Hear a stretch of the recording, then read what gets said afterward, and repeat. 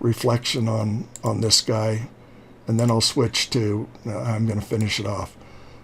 So I used the window, and I've got it open, with patterns, because I wanted to create a pattern that I could fake in the reflection with. So what I did is make fractal pattern, brings up this dialog, and I wanted it thin, so I moved thin down, and see, it gives me lines. I wanted pretty much what that is, but I didn't want them vertical. So I changed the degree to 90 degrees, which will make them horizontal. So now you can see the little update. And then feature size, I'll lower it so it gets kind of some different pattern. Power, and I have to do this pretty much just guesstimating, because the preview is small enough that it's a little difficult. Once I've done that, I picked a higher. This 128 is too little, so I picked 1024, and I clicked OK. So here is the pattern that I use for water. So I came up under here and clicked capture pattern. Shows me the preview, and there are a couple lines in it, but for what I'm doing with it, it doesn't really matter. I'll name it water 2, because I have a water 1. Click OK, and it'll refresh and show active up in there. So there's my new pattern preview, and I'll just get rid of this. I don't care that much about it. Now, to make this work pretty well, what I needed to do was get turn off everything, but I guess I can leave that. I only wanted my I had to drop this reflected character, so this layer I went ahead and collapsed it down onto here. And then what I did was this, zoom in. There are a number of ways to do this, but I did it this way. And so I selected this with a box. And you don't have to be spot on, just kind of there. And then I went down to the bottom of the layers menu into these dynamic plugins. And I'm sure you can't see that, but it's the bottom. It looks like a little plug. What a stupid icon, but it helps me know what it is. I clicked on that, and whoops, I didn't mean to create. I had moved and created the new layer. So with the dynamic plugin layer and the canvas active, I clicked glass distortion. And so it opens and it creates a new glass distortion layer. And right now it's using paper. That's not what I want, so I'm coming down to here, and I'm going to use original luminance. And what that does is it's looking at, this is not clear, but it's looking at the patterns. So current selection would look at what I've got selected. The image luminance, if I click on that, it's distorting it based on what I've got selected on that layer, which doesn't look like reflection to me at all. So I go to the original luminance, or original luminance, which is my pattern here, and now it starts to look a little bit more like a reflection. So then I play with sliders. Wow, that's a lot. How much do I want it to vary? And that looks pretty thin, like maybe that's not very good. So if I increase the softness, it starts making it look bigger. This is not anything like an original or an accurate reflection. But I don't care, because most people will look at it, and reflections move too hard to really pay attention to anyway. What I look for is, what things do I want to reflect a little bit that you can tell what they are. So the eyes, maybe the teeth, and then I'll just play. That's not enough, I don't think. You know, you can make it so soft it's just kind of a mess. So I'll come down somewhere in the softness to about there, and maybe a different amount of variance. Whatever you like. There's not a right or wrong at all doing this. Unlike, you know, teaching painting and drawing, this is the right way to do it. No, there's no right or wrong way to do this. When you get what you like, click OK. Now, what it's done is at the very top of all the layers, it's created this new dynamic plug-in layer. And if you double click the layer, it'll open that back up. So if you decide you don't like it, you can reopen it and tweak it a little bit more. So what I might do is click OK, and I might leave it alone, but turn on the background face and look at it and say, wow, do I like that or do I not like that? And again, nobody in the world's going to call you on it. That doesn't look like the right reflection. First of all, it's a stupid monster, so who knows what it looks like anyway? And nobody knows what reflections look like. So if you decide you like it, then what you want to do is right-click on it, and you want to convert it to a default layer. Now I can double-click on it, and nothing happens except it comes out and asks what I want to name it. Then I would simply drag it down,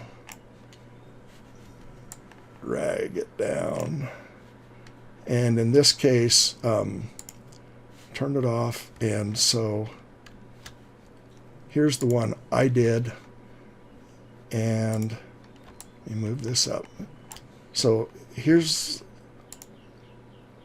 the one that I've got done, that I've recorded, and here's my new one.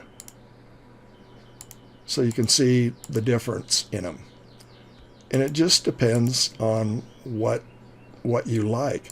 I might actually like the one I just did better than this one, but since this is the one I'm recording, I'll go ahead and go with it. And that's all there is to creating that reflective layer. So I'm going to stop the recording really quick, because that's just a 7-minute version, kind of the 20-minute version, and I'll save it out as a different one, and then I'll restart again. So okay, so if I want to put a horizon line in, or a shoreline, I do want to do that on a new layer. So I'll create a new layer, and I want to do it on a new layer just in case I make any mistakes. Now I can make one a couple ways. I'm just going to use my basic brush, and I'm going to do it on that layer. What have I got it doing here? I'm not going to need patterns anymore, so I'm going to go ahead and close that. Got to be able to see my colors. So I'm going to pick a color that's kind of in here anyway, because I don't want to change too many of the colors, but it may be kind of one of these kind of brownish, greenish, dark colors on the horns. And on this new layer, I can do a couple things. I can just do the V key, and I can just draw a straight line across.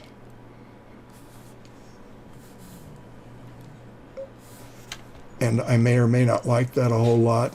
This brush fades out, which is why it got smaller. But because it's on a new layer, I can either move it up or down. And I moved it behind something. What did I do to it?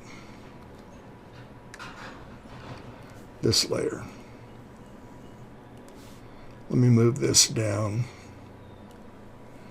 Okay, so there is, whoops, a fake shoreline thing that I could do.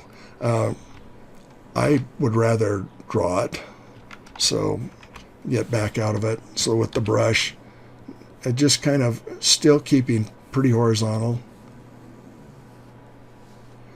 Just draw kind of an uneven kind of line.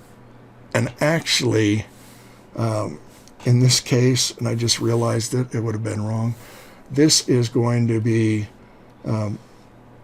behind the monster. So this would be the shoreline behind him. Like that. And then I need a little bit of line where he is. So I'll create a new layer for that. And this will be in front of him, because this is his reflection. I don't need to redraw all of this a lot. I just need to make him, appear that he's poking his head out of the water, whatever. If he was up on the bank behind, I wouldn't be worrying about it all. I'd just worry about the shoreline behind him. But since I've got him in the water, I'm just adding a bit of this. And it doesn't matter that you're not going to be able to see all of this, because I'm going to go ahead and just kind of fake fill it in.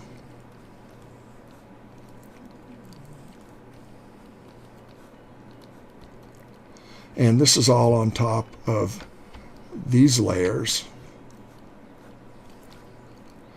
And just continue on a little bit on both sides.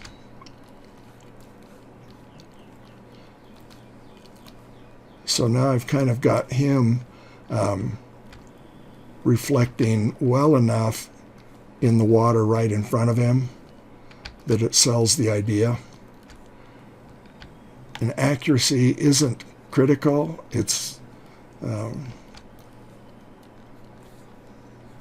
so now he starts to look maybe a little bit more like he is in the water. This is also where, if you want to do something, it's like, oh, I want to put a bubble on the edge here. So go ahead and make a bubble if you want to. You all know how to paint bubbles, so it's really easy. My light source is coming from up this way a little bit, so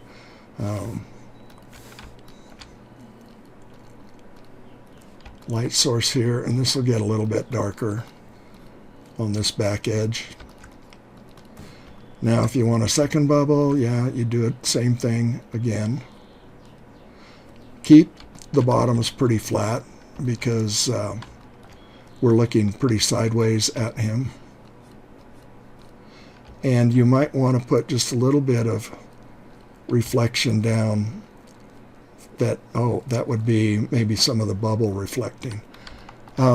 Also on this and on the creature himself, water's got, surface tension. And so when you're doing this kind of thing, what basically happens is you got a vertical surface and water coming up to it, and it always climbs up the surface just a little bit because of the surface tension of the water.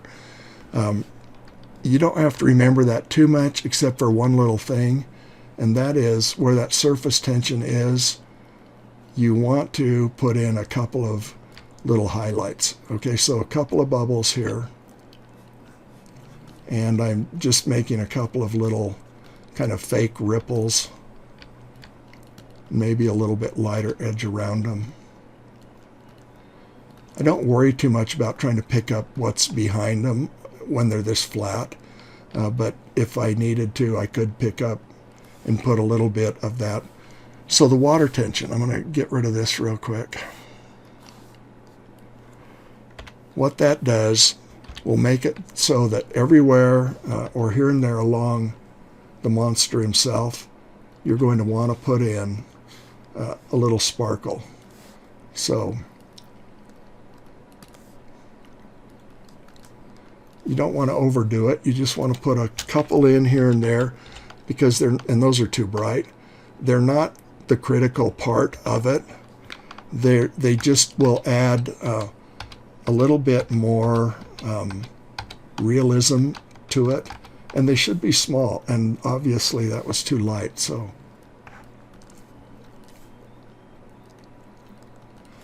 because the water will, if I draw it again, and here's the water, regardless of what the light source angle is, wherever it's coming from, it's going to reflect somewhere off that curved surface. So that's all that is representing right there. Let me get this cleaned out of the way. This would be a good place to save, so Control Alt S. And now I'll do this background. So behind him is this edge of the bank, and it can be taller. It's got to stay behind him. If it's down here, it's not going to make a lot of sense. It's got to be above where the line of his reflection in the water actually is. But how deep or tall you make it, that's up to you. So you can make it taller, whatever. I'm just going to leave it pretty flat like this. There's not a lot to do this. I mean, not a lot of work to do this. This one's not quite what I would probably like. So if I'm going to clean it up a little bit, I will do this to it. So I've got my just basic brush. I'm not changing anything. But where it comes forward a little bit, I'm going to just kind of clean out some of that edge. And I'm going to make it just a little bit rough, but not big ripples like that. That was just being sloppy. And I'm probably going to ultimately cover this anyways to make it look like it fogs out a little bit. So as the water gets, I want to pull this one straight across, otherwise it looks like I can't draw right. So I'll pull this line down. Yeah, technically, it could be changing direction, but it's one of those kind of things where if you don't make sure you've got a continuance through, somebody's going to say, oh, you can't draw. So try to make them look pretty even. Pull it down a little bit, and this one I'm going to pull up. So this is all just picking colors and staying on the same area here. You could put, little, gooey plants back there if you wanted, along the edge. Also, generally when your bank gets close to, your edge gets close to the water, it will get darker, kind of muddy. So I'm just kind of making a little mud thing that comes out into it. And so if I was going to paint the bank above this, I would probably come in and pick a little bit lighter color. Now I don't want to go too sandy or anything because I don't want to make it look wrong with the monster, but maybe something like this, so that it just looks okay. There's a muddy bottom, there's a muddy edge, and then it dries out as you get away from the water just a little bit. This is just as simple as can be, okay? Now what you might want to do though too is now come in and do a save. So Control Alt S, and then I'm going to take this all the way down right above the canvas layer. Come on. Okay, so let me figure out why I'm not seeing it.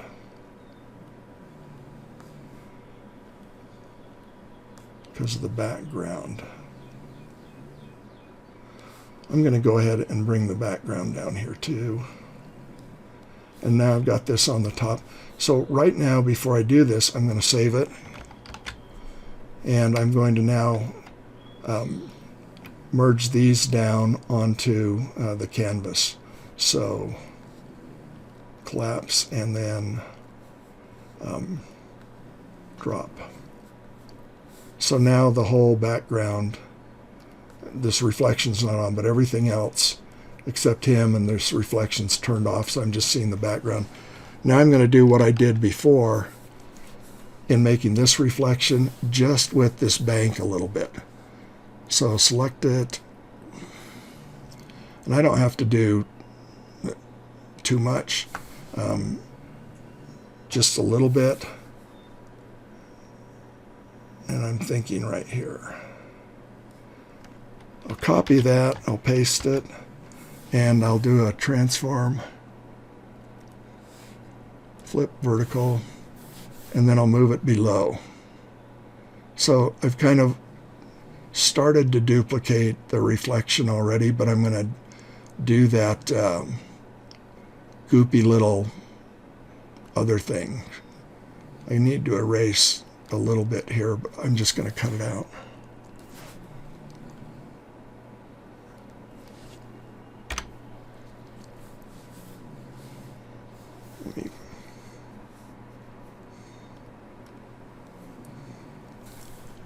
Looks like I've lost a little bit of that. It's probably just hidden.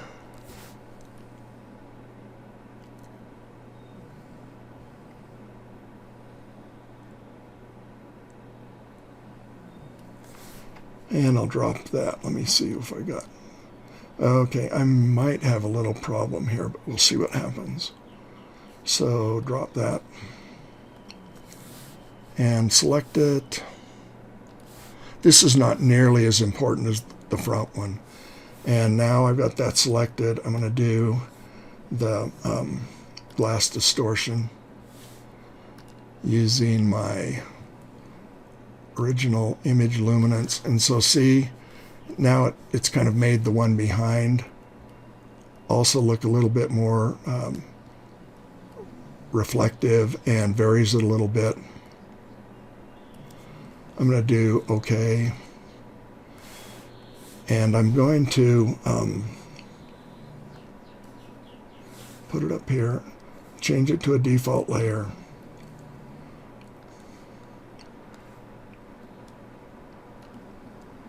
And if I just drag it below the monster, it'll start filling in where I want. But it's a little bit low. It's more even with him. So this would take some... Whoops, wrong way. Well, I could do that. I'm going to compress it a little bit so it's thinner.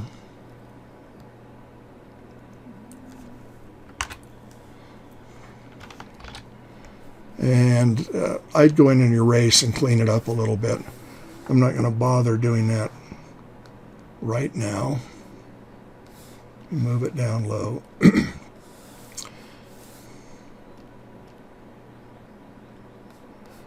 It's got to be on top of him, I think. Yep. And I have to go back and forth and try it. Now, otherwise, if I guess, I'm going to goof it up. I'm not liking it, but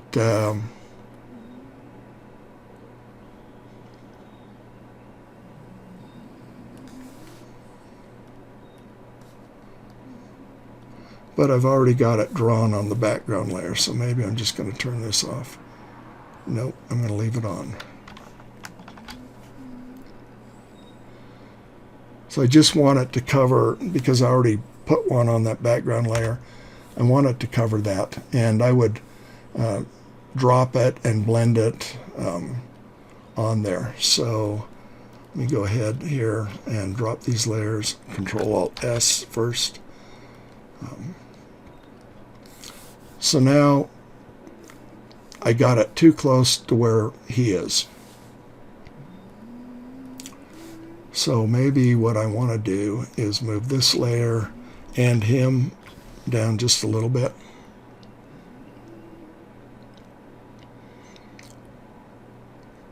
Actually, what I'll do is I'll put fog behind him. If I was going to show this, though, what I definitely would do is go back with my brush, and the same thing I did on him. I would put a few little white areas, you know, just along the shore there, just to be like, you know, the water's kind of lapping on the bank a little bit.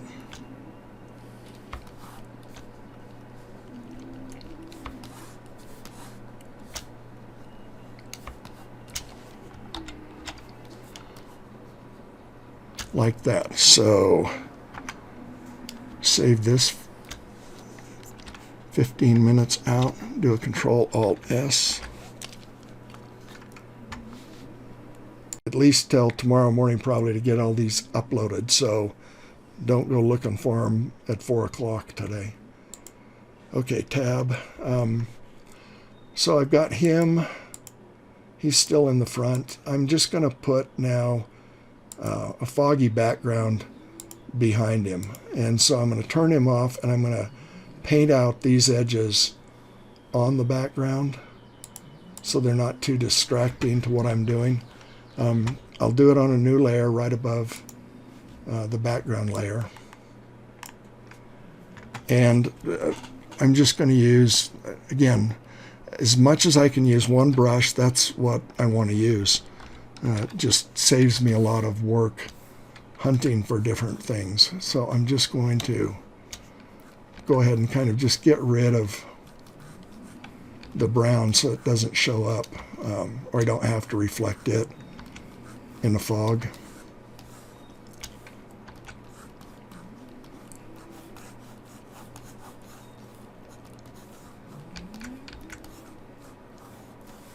Okay, let's see what.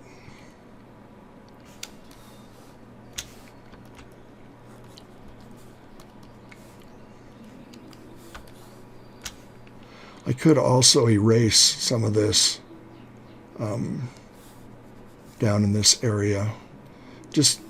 You just do whatever you want to do. Okay, if I'm putting fog in, I'm going to go ahead and leave this, and I'm going to put a new layer, and it's just going to be like making fog with your trees. Nothing really special about it. I'm going to use a different brush. I'm going to use this a particle brush. So I'm going to use this, not dust cloud.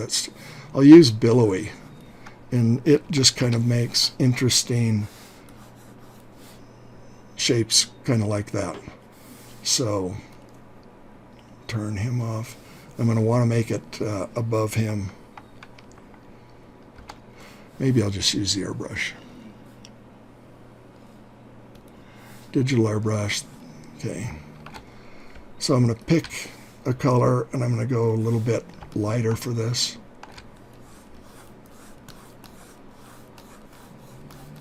And just paint some basic fog.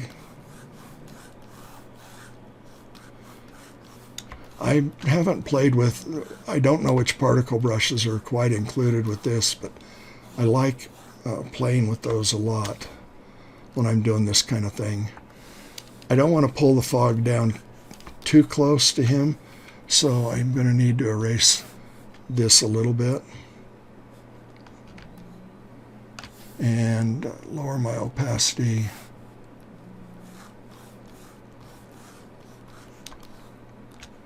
What happened to his bubbles?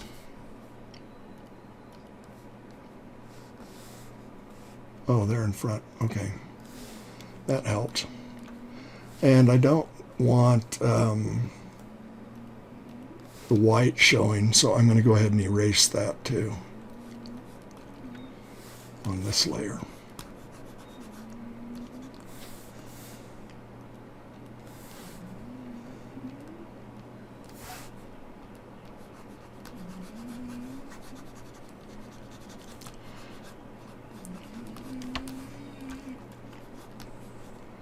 And I got over his bubbles.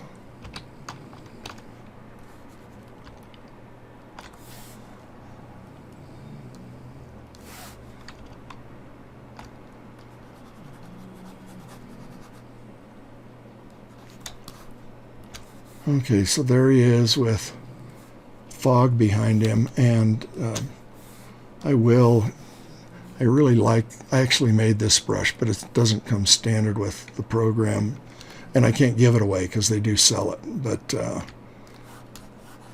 I like it because it makes these kind of cobwebby shapes, and you can't really see much probably, but I like to do it and then soften a little bit, and I like this other one that it puts in, I don't even know that you can see it, but these kind of random concentric crazy kind of shapes, and I only like it because it adds some randomness to it, but I need to soften it. So effects, and I'm sure some of the default particle brushes would do just as good, and so softens them a little bit. So I'm for the most part done. I want to couple little areas right up close to him here that I want to make sure that it doesn't look a different color. And so there he is. I don't feel a big need to reflect the fog. If I wanted to, I'd just make a couple strokes doing that. Now the final thing I would do, I would move, of course, him down, and I would move, well, he's got to be above these layers, and I would move that down over him. Got to get the right order. So he's pretty much done at this point. I would put one layer on top of him, just a regular layer, and I'd go back to a real basic brush, and this is what I would just do for final, is on some of these areas up here, I might just pull in a few bigger kind of randomy strokes that add some more, a little bit of more reflection in, and I would make them more sparse as they got closer and closer to me.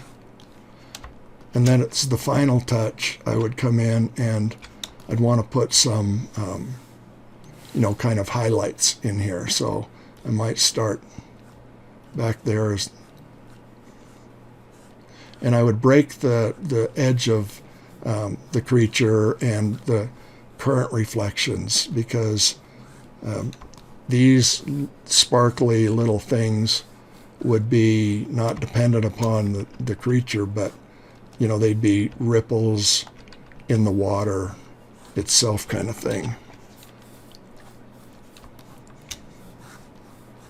And then this is what I would have done originally with this layer, but I'll just do it.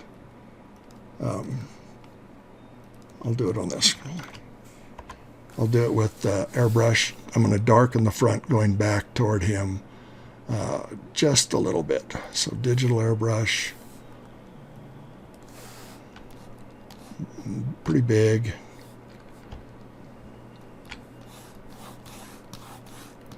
So it looks like I'm looking into the surface of the water a little bit more as it gets closer to me, and it gets darker as I do that.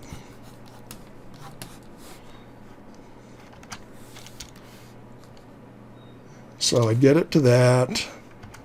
I do one last save, Control-Alt-S, well, one more save, and then I'd select everything that's above the background and go ahead and drop it onto the background. And if it works, Control-Alt-S, so it saves the final image, and then that would be the final very simple reflection.